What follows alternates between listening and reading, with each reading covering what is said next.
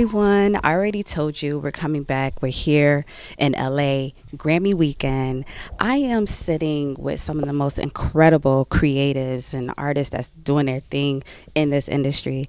And I have the beautiful, the lovely, the sensational Miss Kayla Rae. Sensational. Thank you. It's so good to meet you. Thank you for having me. Look at this. Look at the fit, girl. I tried a little bit. I showered today. Like, ah.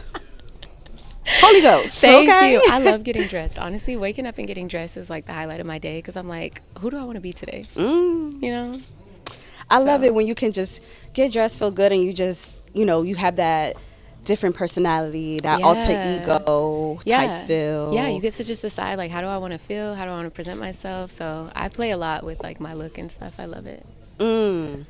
And especially talking about looks. Yeah. So let's talk about today's scene when we talk about how the industry is forever changing and we got social media. As an artist, you're trying to stay visible. Yeah. And, oftentimes as talent, you gotta be on the scene and learn to be seen. How do you do that without losing yourself and getting lost in the sauce? That's a great question. I feel like visibility only works when it's rooted in truth. Like, I feel like the times that I've shown up or performed as a version of myself that wasn't real, it drained me, and I feel like other people can see that too. And I think being seen isn't more so about being louder, it's about being clearer with who you are, and you have to let that lead. Yes, and I love that because we're in that space of being authentic, right? Or the audience want the creative to be authentic because it's like, man, it's already tough out here. Yeah, like, for real. Don't be trying to give me sunshine lottie jobs and I'm over here like, ciao. Exactly, because you can see it so clearly now. Like we've all spent so much time on social media now to where it's like, I think you can tell when people are kind of being performative and when someone is just like, you know what, this is me. And it's refreshing to see that. So. And with that being said, like, I want to kind of talk about when you're around other artists and other creatives, where do you decide this is where I'm going to spend my energy and spend my time and really invest in either this group of people or just for myself? Yeah, I think that, like, one thing I've learned is that where you place your energy, where you place your attention, like that's where your focus is going to be. So I think having just a clear space of what you want to receive back, that's how you decide, do I need to be around these people? Whatever they're putting out, that's what's going to filter into my life. If I'm in this space or if I'm doing this thing, you're always going to get more of whatever you're doing more of. And so I really try to be good at that, like having boundaries, but also knowing, okay, maybe I just gotta, maybe I gotta tough it out here or whatever. But I think if it costs you your peace, that's when like, I gotta exit. You know what I'm saying? I gotta like deuces, okay? Because this ain't it. This ain't it. For real. Oh my God! And so we're gonna get to the music because I want to talk about that. All right. Yeah. The one thing I want to talk about is I know we're in the climate as well. A lot of artists is like selling publishers and their publishings and different things of that nature. I want you to kind of talk about how important is it to be able to have that ownership of your own work, because independent is just more than just a word. It really means something because we see it in major artists that are transitioning, can't wait to get off their label and want to start their own thing. So talk about for you as being independent and rising to the top, like how important is ownership for you? It's so crazy because I think you nailed it. I think for me, ownership is more than legal. I think it's spiritual. And I think that's why a lot of artists, it's not just the physical aspect of owning your music, it's a spiritual decision too, because creative direction not only protects my voice, but my future. So it's like if I'm in control of what I'm saying and where the music is going and who, how often it gets put out, that's me being able to still have control over my voice and what I see happening for my future. And I think a lot of times when artists get in these situations where their art is tied to someone else, where they don't have full control over what happens to it, they lose their voice a little bit. They lose a clearer picture of like, what does my future look like? It's uncertain, and so it's very important for me to hold on to that ownership and to have that creative control, because it's everything. It's not just a product, you know. It's like our heart, my soul, and everything I've put into it up until this point. Oh, amazing. Yeah. And let's get into the music. So that's what I want Let's to do let's it. talk about your music. So when I came across you on Instagram, and I was just like, "Oh my God." So I mean, just I don't have the words to describe. Like, I think the eloquence in which Thank you are you. as an artist. So I want you to kind of talk about the era in which you are, in which your music, and where do you see it transitioning to? Yeah. Oh, this is such a good question. Thank you, first of all. Of course. I really appreciate that.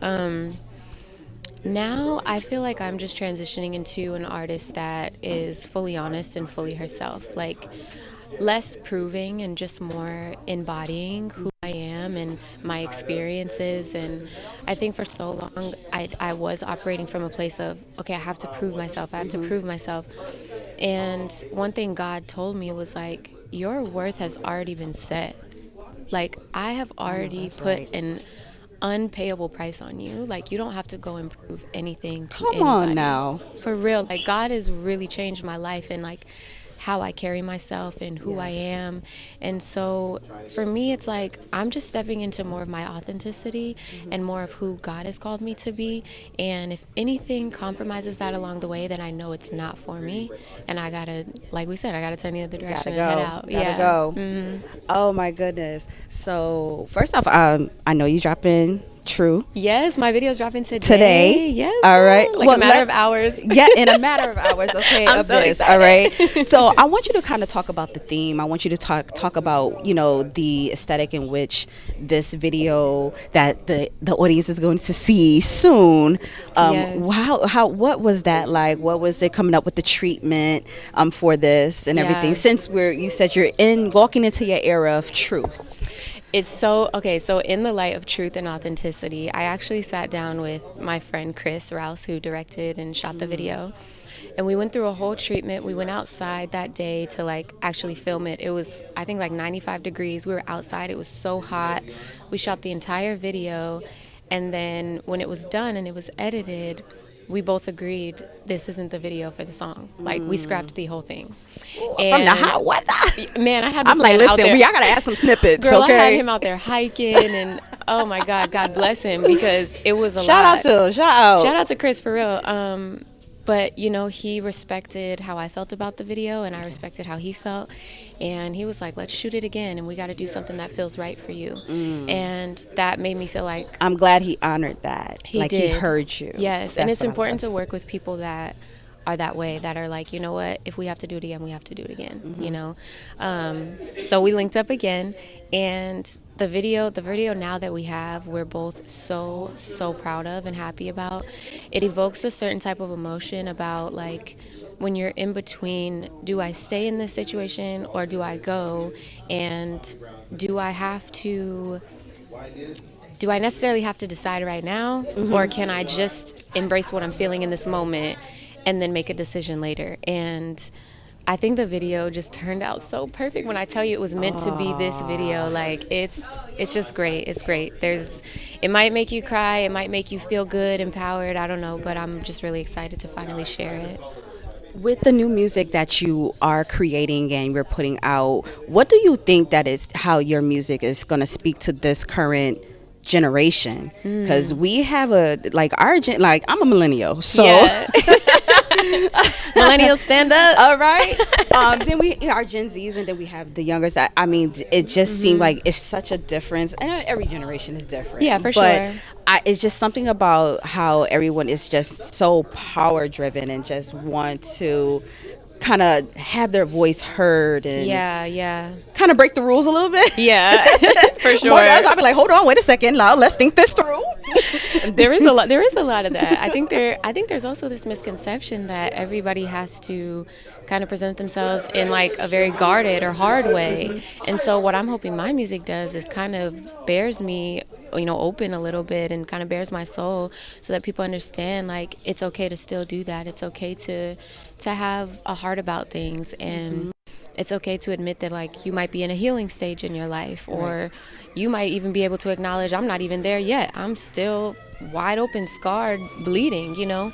So I think that regardless, I think this generation craves sincerity. Yes. And I think that in music especially, like, we are wanting a level of openness that allows us all to feel like we can come back to ourselves and Right.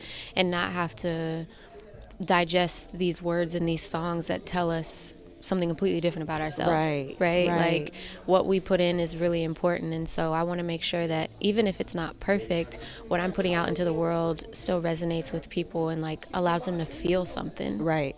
Because I do think it's kind of missing. I mean, there are some great artists actually that I think are doing a great job at that, and I think it's why we've gravitated towards like Olivia Dean, where her sound is so Love her. And authentic and raw, right? Oh my God, definitely So give me good. like Amy Winehouse type feel. Yeah. Oh my God, And I such think that nostalgia. just like plays, yeah, exactly. I think that plays a huge part in like music can still be very raw to be successful. Like, it doesn't have to completely change or follow the rules anymore. So with that being said, we know that I would say about 20, some people say 2025, but I still say 2024 was in the place when R&B kind of got into the group chat and started I agree. just I agree. really putting the how can I say this? Really started putting that it's okay to be in love. It's okay to have these Yeah. relationships. It's okay to be heartbroken and feel it and be in that moment. Yeah. When we have artists like yourself, when we have other artists, that's well, even before you with Right. R&B, talk about that landscape and how just that trajectory has really changed the outlook since we're speaking about truth. Right. I think COVID kind of put everybody in a place where it was very, I mean, we were in the house, right? So we weren't being All social. we had to do was try to create something. Yeah, right? and we were so screen driven. Like, there was a wall that I think all of us actually ended up putting up that we didn't really realize until 2022, when we were like back outside again, and we're all kind of like, this is weird being around people, right? So I think everybody was guarded, and the music was that way too. Like, we were all unbothered, and it was an era. It really was. And I think now that we're all adjusting to, it's a different world now post-COVID, but Yes. I think we're getting back to just how it feels to be human again. And that comes with a lot of layers. Sometimes you are unbothered, but most of the time we're not. Like, we're deeply affected. And I think relationships too are a huge thing online, right? There's podcast after podcast and opinion after opinion, his and her, and feminine and Child. masculine and blah, blah.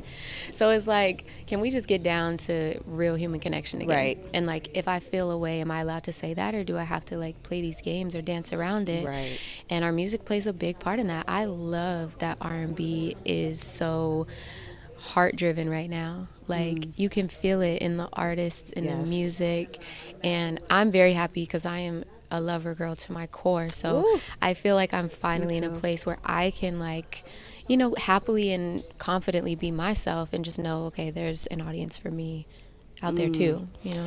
And speaking of audiences, okay, so you're going to be playing at the Peppermint Club. Yes, Performing. Let's talk a little yes. bit about that. I'm so excited. I would love if you came. Oh my goodness. Yeah, I would love if you came. It's going to be amazing. It's going to be on February 25th. And I love Peppermint Club because it's such an intimate venue.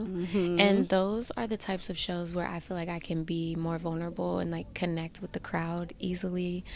And I love that for the R&B space and just to be able to have that one-to-one time. Right, and- because haven't you been to a show where like it is maybe like a little more smaller, intimate, and you feel like you're right there with the Yes. artists, like you're just like you talking speaking to me, them. baby. Okay, Yes. we here. Those are the best shows. That's the best. Those are the best. And so I wish some of my favorite artists that I was able to see them in a setting like that, because you know, you go to different arenas and it's all obviously a great experience, but I wish that there were artists that I could have caught early where I could have that. But that's what I'm excited for. I'm excited for my fans and even people who don't know me yet to just be in that space with me and really get to hear my message and Yes. see where I'm coming from, feel my heart. It's just gonna be a great night. I'm so excited. I'm so excited for you. Thank you. And first of all, thank you for this conversation. Yes, thank thank you for you. just letting me see you, the beautiful inside out, people. Thank please. you. Oh my gosh.